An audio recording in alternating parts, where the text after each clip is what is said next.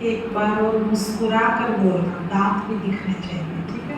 ओम शांति, ओम शांति, ओम शांति, ओम शांति। आप सब वो महान आत्माएं हो जिनको परमात्मा ने खुद सेलेक्ट किया है। किस लिए किया है? अब आप सोचिए कि कोई मालिक अपने किसी काम करने वाले को, किसी कर्मचारी को वो काम बताए कि आप ये काम करके आओ, और वो बाहर जाके खड़ा हो जाए, खिड़की में से झांकने लग जाए या दरवाजे में से झांकने लग जाए, तो वो मालिक पूछेगा भाई क्या कर रहे हो? कहते आप बहुत महान हैं, आप बहुत अच्छे हैं, आपको छोड़कर जाने को दिल नहीं कर रहा है, बस मैं आपको देखता रहूं, बस यही दिल कर रहा है। लेकिन जो तुम्हें सेवा बताई है, जो काम बताया है, वो भी तो करना है। वो सब ठीक है, लेकिन आप बहुत अच्छे हैं, बस आपको देखने को दिल करता रहता है, बस मैं आपके दर्शन ही करता रहूं। कितनी बार सुनेगा वो ये बात मालिक? कितनी बार सुनेगा?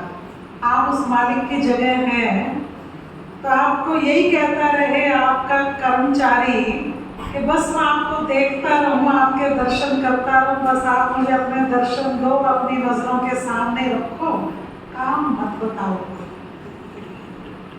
यही कहना चाहते हैं ना? कहने का भाव तो यही है। भगवान ने जो हमें धरती पर भेजा, उसकी प्लानिंग में सब कुछ था।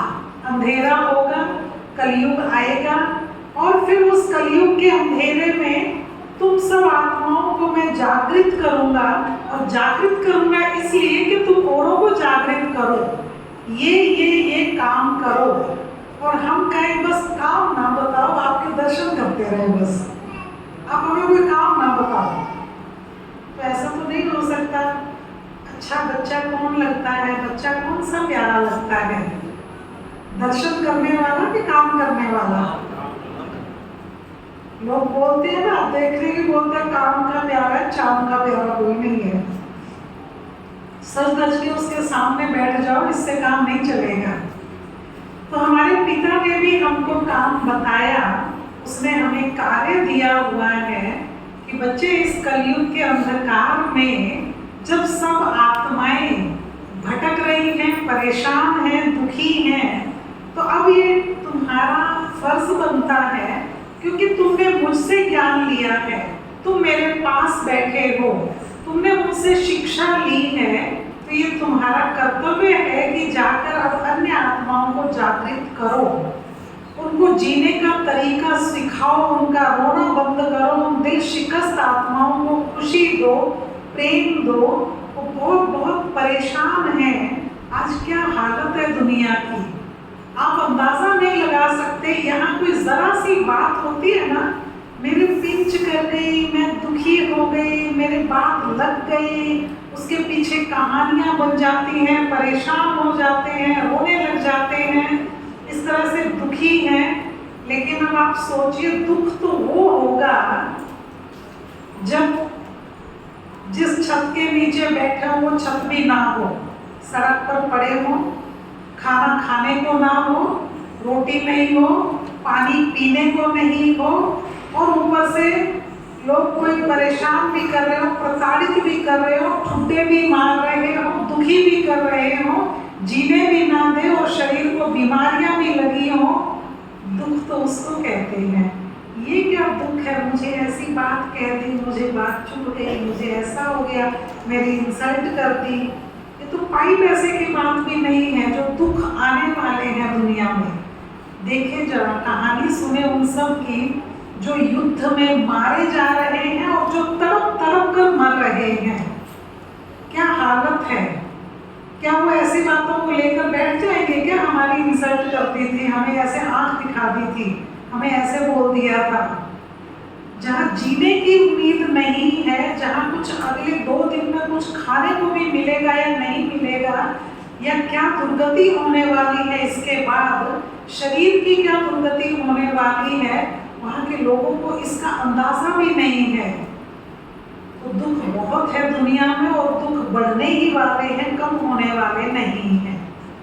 हर नवरात्रा पूजन, हर शक्ति पूजन हमें शक्ति भरने की, हमें अंदर वो खुशी और शक्ति दे रहा है कि सिर्फ इतने से काम नहीं चलेगा जो हम कर रहे हैं, हमें और बहुत कुछ बड़ा कार्य करने की ज़रूरत है।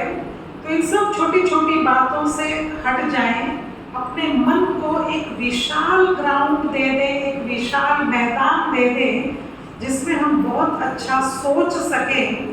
अच्छी सोच का उस पर वो लाइट लगा दें कि हमारी अच्छी सोच की, अच्छे संकल्पों की लाइट में दूसरों को भी दिखाई दे कि कैसे सोचना चाहिए, कैसे बोलना चाहिए, क्या करना चाहिए। तो इतने परेशान हैं कि दूसरे को भी हम परेशान करके ही खुश होते हैं, क्योंकि परेशान है ना, इसलिए दूसरे की खुशी भी नहीं देख सकते। क्योंकि मैं रो रहा हूँ इसलिए सब रो, मैं दुखी हूँ इसलिए सब दुखी हो जाओ, ये इच्छाएं हैं। क्योंकि मैं रो रहा हूँ, मैं परेशान हूँ, मैं तंग हूँ, दूसरा कोई खुश कैसे है। तो ये आत्मा की कमजोरी की निशानी है। हमें शक्ति भरने का संकेत मिलता है इन 9 दिन में। जैसे पूनम बहन समझा रही थी, बता रही थी कि कैसे करते थे। पहले 9 दिन चप्पल नहीं पहनेंगे, 9 दिन भोजन नहीं करेंगे, या सिर्फ फलाहार करेंगे, या सिर्फ पानी पिएंगे, तुलसी का पत्ता खाएंगे। इतने इस तरह के कठोर व्रत या नियम या संयम का पालन करते थे, इसलिए कि मुझे अनुमान हो जाए मेरे में शक्ति कितनी है। और ये फीलिंग है लोगों की कि माँ शक्ति देती थी, परमात्मा शक्तियों से भर देता है। फीलिंग नहीं होता कि हम भूखे हैं, फीलिंग नहीं होता कि हम इतना बड़ा ये काम कर रहे हैं या व्रत किया हुआ है, उपवास है, ऐसी फीलिंग भी खत्म हो जाती थी। बहुत कुछ करने को है। अगर भोजन नहीं छोड़ा जाता तो 9 दिन गुस्सा ही छोड़ के देख ले। नहीं, ये तो और भी मुश्किल काम है। खाना छोड़ना तो आसान है, लगता है ना ऐसे। 9 दिन किसी को डांटना छोड़ दे, गुस्सा करना छोड़ दे, नाराज होना छोड़ दे, 9 दिन फीलिंग ना आए किसी की बातों से, 9 दिन रोना छोड़ दे। तो ये 9 दिन कितनी बड़ी चीज है। 9 अक्षर संपूर्ण अक्षर है, 9 डिजिट। 9 का टेबल याद करना सबसे आसान होता है। 9 ग्रह, 9 नक्षत्र कहते हैं, नवरत्न कहते हैं। और इसीलिए ये 9 का अक्षर, 9 को जितनी बार भी 9 से आप करेंगे, 9 का टेबल पढ़ेंगे, उसका जोड़ 9 ही आता है। इसको संपूर्ण अक्षर कहते हैं। अब आप सोचिए कि इसकी संपूर्णता मुझे अपने अंदर भरनी है। अपने अंदर भरने के लिए आज से ही दृढ़ संकल्प लेके इस सभा से उठेंगे कि यहाँ आए क्या करने हैं।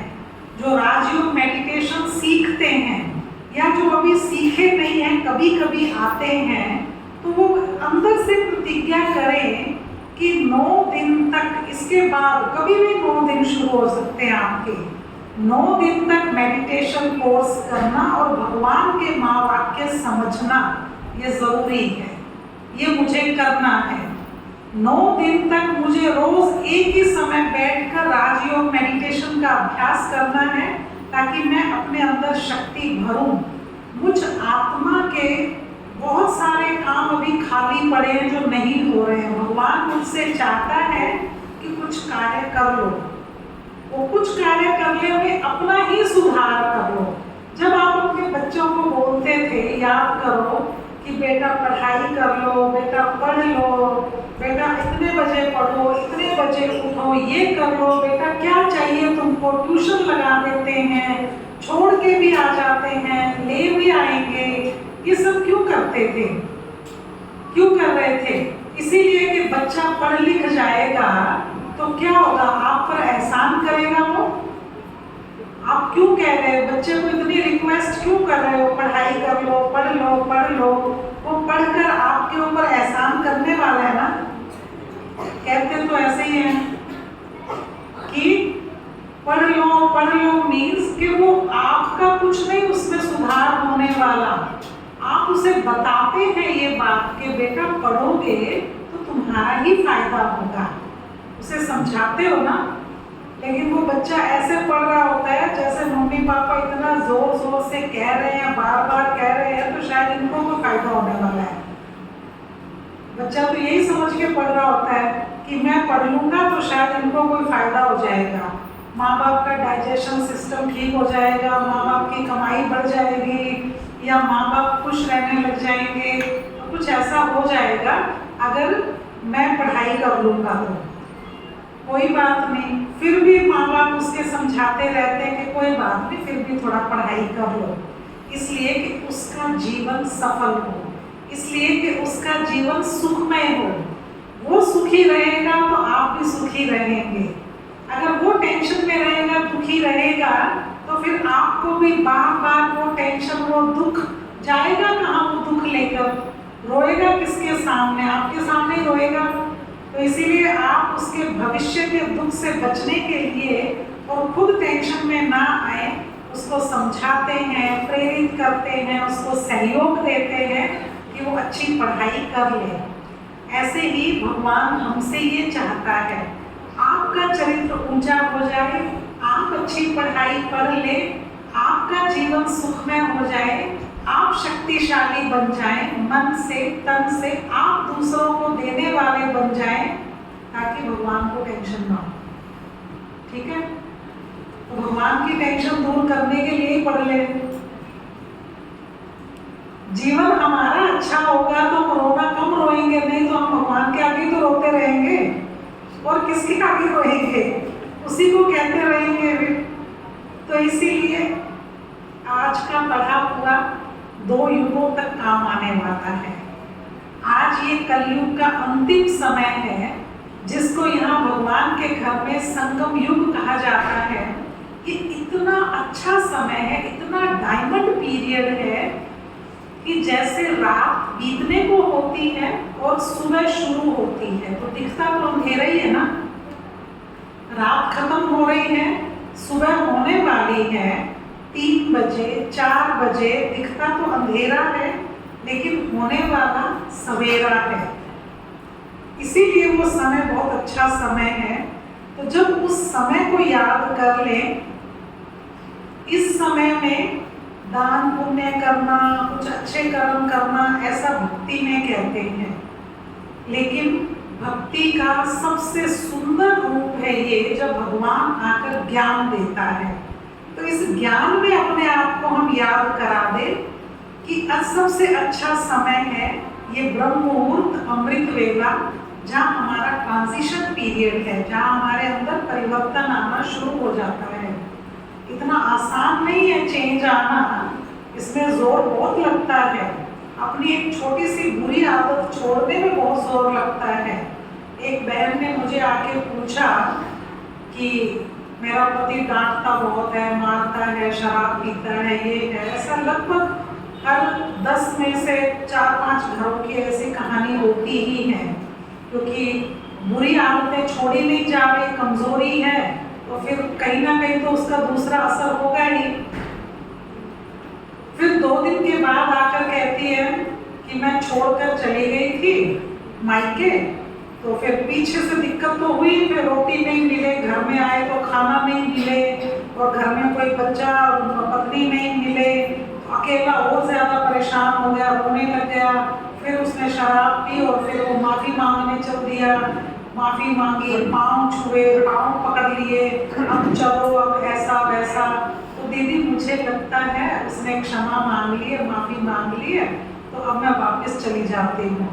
मैं मुस्कुरा दी, मैंने कहा जैसा आपको ठीक लगे। 1 हफ्ते बाद फिर वही सीन रिपीट हो गया। 1 हफ्ते बाद फिर वही मार पीट, लड़ाई झगड़े, गाली गलौज, गुस्सा। फिर उसने अपना बैग उठाया, फिर चली गई मायके। अब तो मैं आऊंगी नहीं, पहले 2 दिन 3 दिन के लिए गई थी, फिर उसने कहा अब नहीं आऊंगी मैं, 4-5 घंटे का सफर करके जाना था। चली गई। फिर वहां से उसने मुझे फोन किया कि दीदी ऐसा ऐसा है, फिर ऐसा हुआ तो मैं चली गई हूँ, मैं यहाँ नहीं हूँ।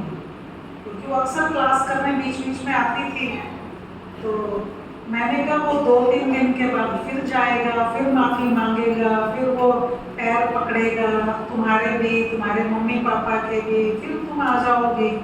नहीं नहीं, मैंने देख लिया, झूठा है ये, गाली दे के कहती मुझे ये पता है वो झूठा है, वो ऐसा है, वो ऐसा है, तो कुछ भी करे अब नहीं आऊंगी मैं। मैंने कहा नहीं तुम फिर आ जाओगे, मुझे पक्का पता है।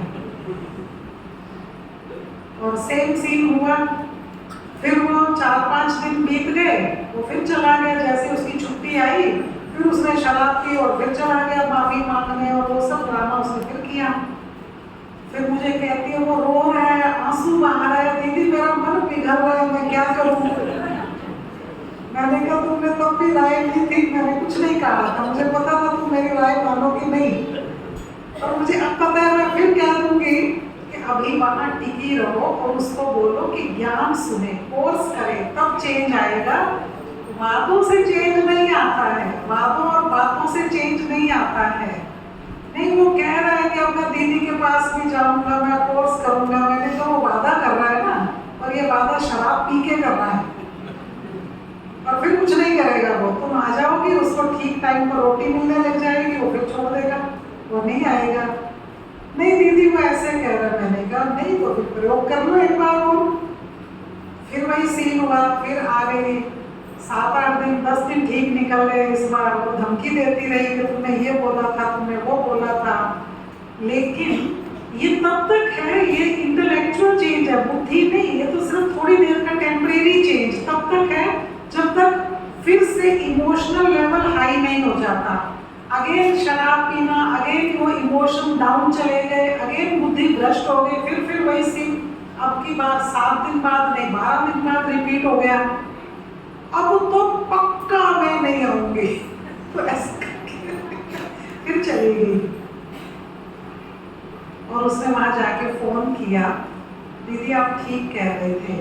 मैंने उसे समझाया कि जो शराब नहीं पीते हैं, अच्छे लोग होते हैं ना, जो समझदार हैं, अच्छे लोग हैं, अच्छी डाइट है, शराब भी नहीं पीते हैं, भक्ति भी करते हैं, वो भी अपने में कुछ परिवर्तन करना चाहते हैं, तो उसके लिए भी तपस्या करनी पड़ती है, साधना करनी पड़ती है। बातों से चेंज नहीं होता है, बातों से, वादों से, प्रतिज्ञा से। आप याद करो जो जो भगवान के महावाक्य सुनते हैं, बाबा को कहना पड़ता है। बच्चे प्रतिज्ञाएं बहुत करते हैं, फाइल बहुत मोटा हो गया उनका, प्रतिज्ञाओं के लेटर लिखते हैं, लेकिन फिर भी चेंज नहीं आता। इसीलिए साधना, तपस्या, दृढ़ संकल्प ये चेंज के लिए जरूरी है। तो नवरात्रि में व्रत करना इसी चीज की निशानी है। दृढ़ संकल्प करना, व्रत करना, संयम रखना, चेंज आने के लिए ये साधना है। तो इसीलिए उस साधना में थोड़ा सा जोर लगता है, लेकिन परिवर्तन उससे होगा। सिर्फ बातों से परिवर्तन नहीं होगा, सिर्फ माँ की भक्ति गीत गाने से, आरती गाने से, सिर्फ उससे चेंज नहीं आता है। चेंज आता है मन को बार बार ट्रेनिंग दी जाती है। एक बहुत बड़ा पत्थर है यहाँ, उस पर 40 हथौड़े मारे गए तो 41वें हथौड़े में वो टूटा। तो आपके हिसाब से 40 हथौड़े तो वेस्ट ही गए ना, और क्या? 40 से तो टूटा ही नहीं, वो तो 41 में से टूटा, तो वेस्ट गए ना। तो क्या हुआ? तो 40 हथौड़ों ने क्या किया? उसको कमजोर किया। वो 40 हथौड़ों ने उसके मॉलिक्यूल्स को ढीला किया, उसको कमजोर किया पत्थर को, तब वो 41वें में टूटा। अकेला 41वां हथौड़ा मारा जा सकता है? अकेला 41वां हथौड़ा नहीं मारा जा सकता है। हमारे कॉन्शियस माइंड एंड सब कॉन्शियस माइंड को ये ट्रेनिंग दी जाती है। ये 9 दिन 9 हथौड़े मारे जाते हैं। भाई इससे चेंज आना चाहिए, परिवर्तन होना चाहिए। तो ये सेल्फ हैमरिंग है, सेल्फ सजेशंस हैं कि हम अपने आप को खुद समझाएं। दूसरा कोई कहेगा आप तो बहुत निकम्मे हो, आप तो बहुत बेकार हो, आपने तो ये आदतें खराब हैं, आपको बुरा लगेगा। शीशे के सामने खड़े हो जाओ, खुद को बोलो तो ठीक लगेगा। खुद को बोलो कि ऐसी आदत है, इतनी सी बात जरा सी कही और दिल को लग गई और दुखी हो गई और गुस्सा आ गया और परेशान हो गई, रात को नींद नहीं आई,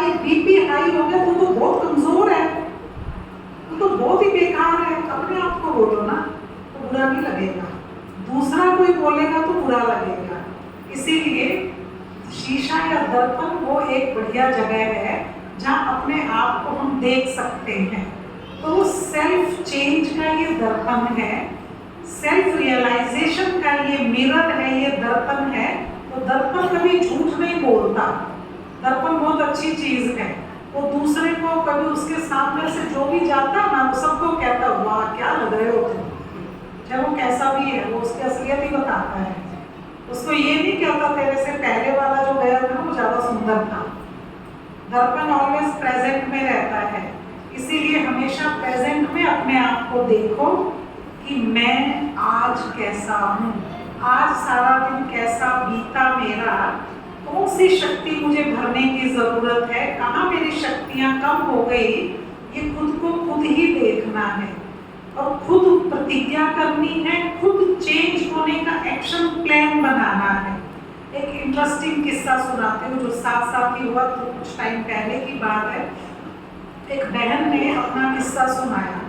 जो कोर्स करने के लिए आते हैं सबके पास अपने जीवन की बहुत सारी हिस्ट्री है, बहुत सारी बातें हैं।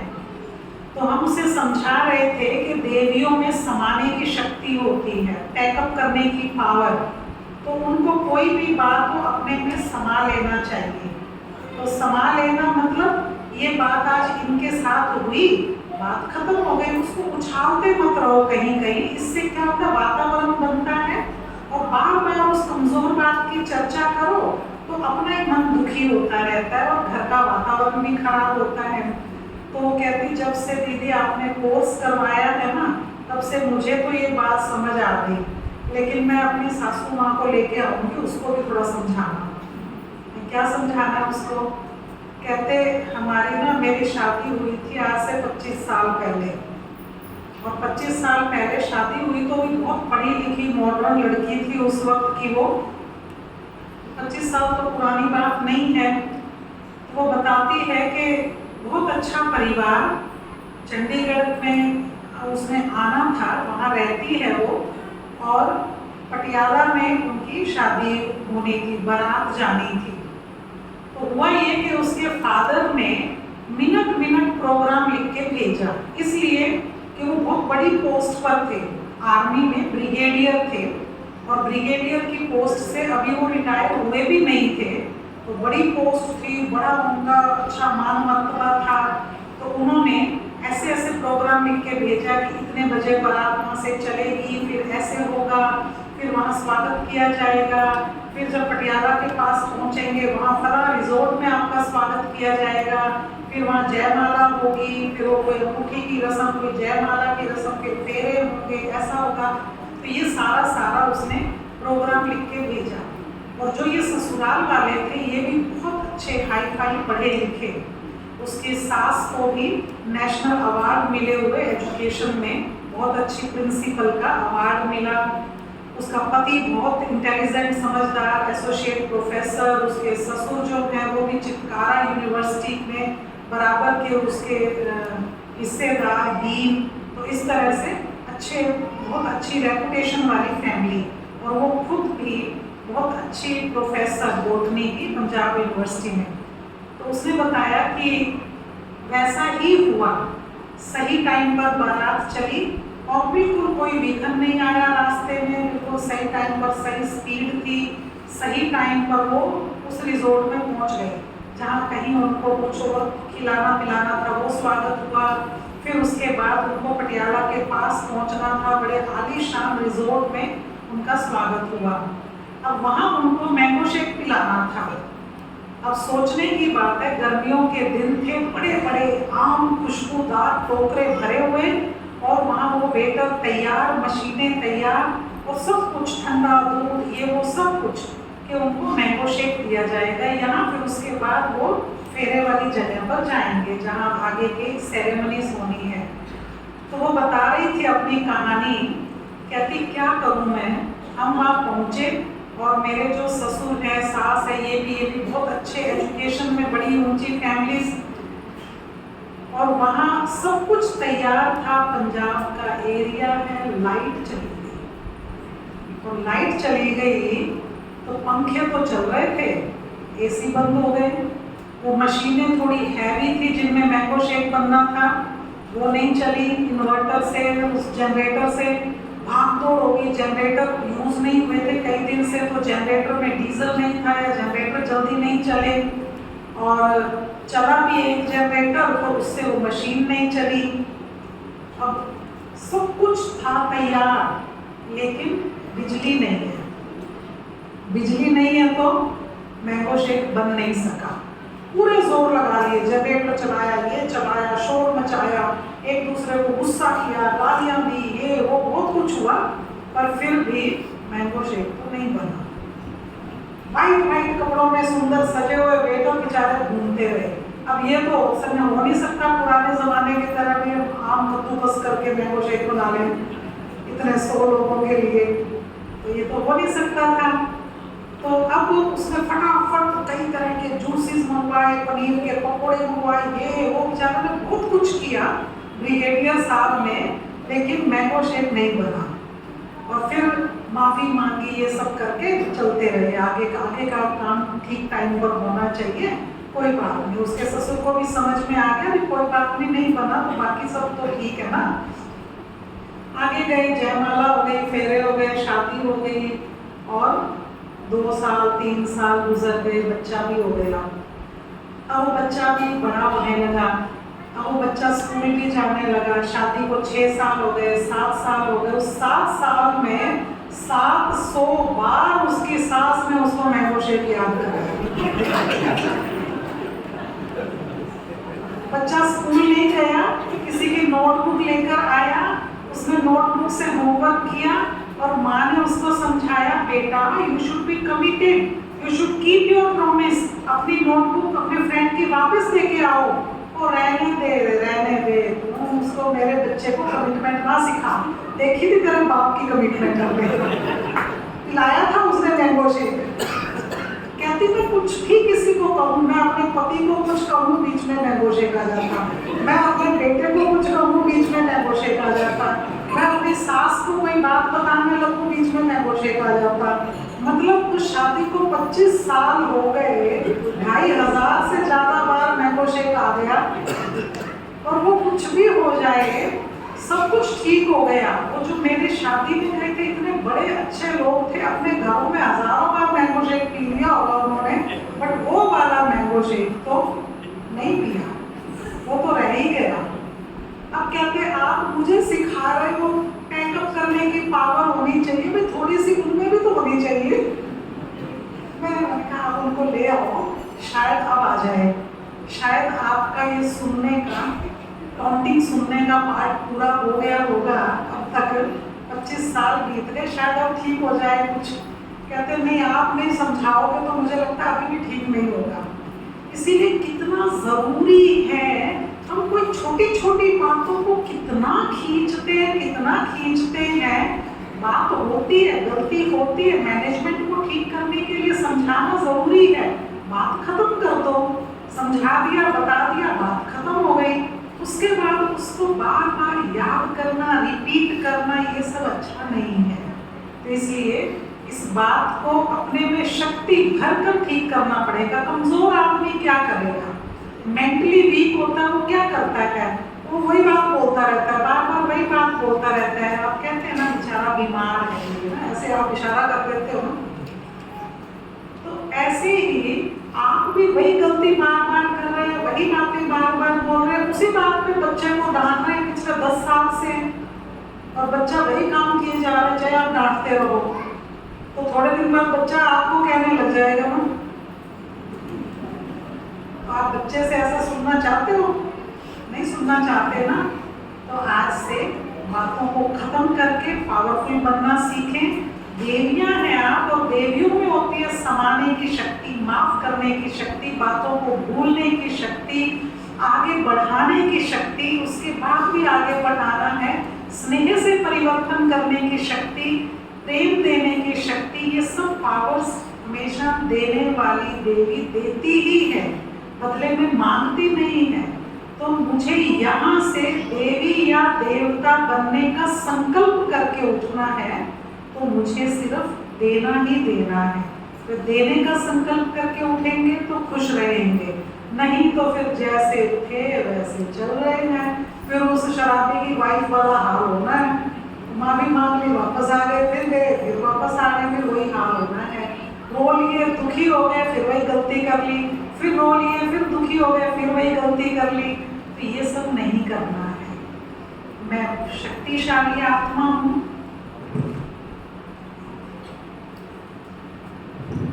तो 2 मिनट सभी एकदम स्थिर होकर बैठेंगे और अपने आप को याद कराएंगे वो पावरफुल बातें। सिर्फ 2 मिनट के लिए अपने आप को देखें। आपका हाथ वरदानी मुद्रा में है जैसे, और आपके सिर पर ताज लगा हुआ है। आपकी आंखें चमकदार देने वाली आंखें, जुबान से सुख दे रहे हैं, वरदानी बोल बोल रहे हैं।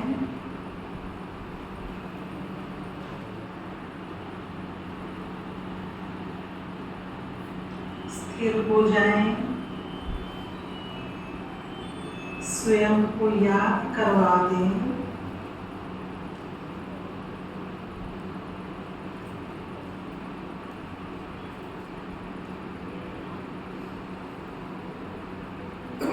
मैं सर्वशक्तिवान शिव बाबा की संतान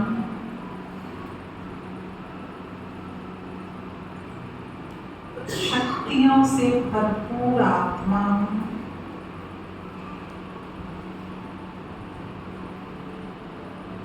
जहां आप बैठे हैं, आपके चारों तरफ लाइट का घेरा बना हुआ है।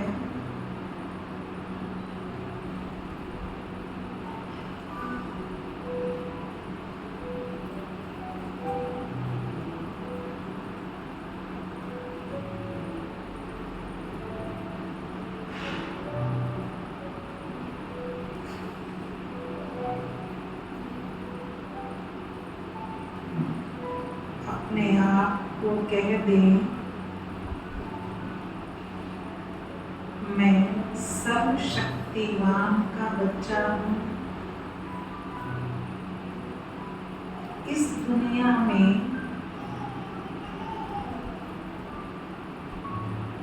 हर श्रेष्ठ कार्य करने की शक्ति स्वयं भगवान आप में भर रहे हैं।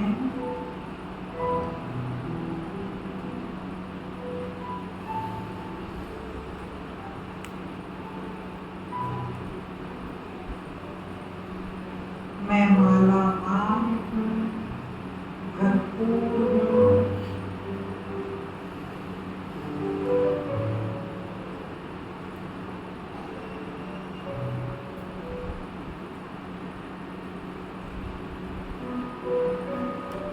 अपने आप को देखिए, यहाँ से उठकर आप दुनिया में जाएंगे।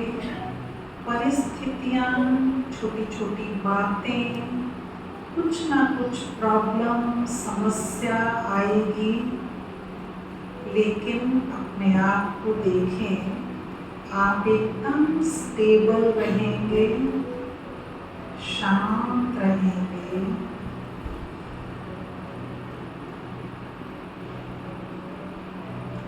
आप हलचल में आने वाले नहीं, अचल अडोल आत्मा है।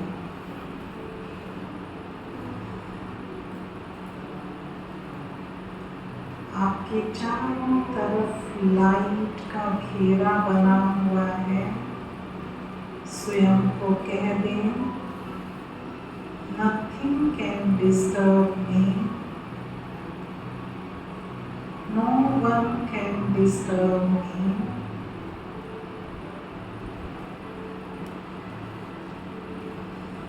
I am peaceful soul।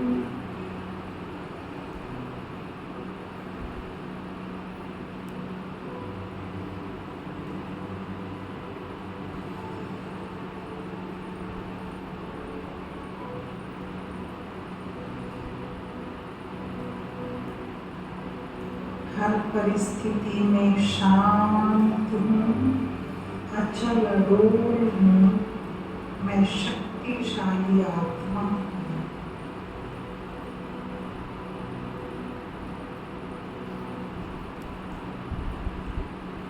एक साथ उच्चारण करेंगे।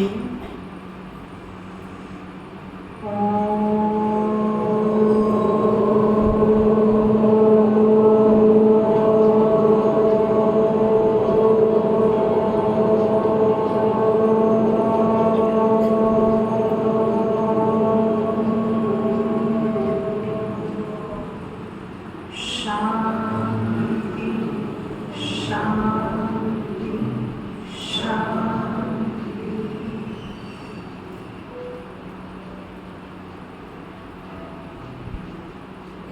जो कभी कभी आते हैं या पहली बार आए हैं, वो अपनी जिंदगी के 9 दिन आज से डिसाइड कर लें। आज से शुरू करना है या 2 दिन बाद शुरू करना है, लगातार आना है 9 दिन तक, ठीक है, ताकि कोर्स कर सकें, समझ सकें कि क्या मुझे अपनी लाइफ में चाहिए, वो समझ जाए और अभी से परिवर्तन शुरू ऐसा कर सके।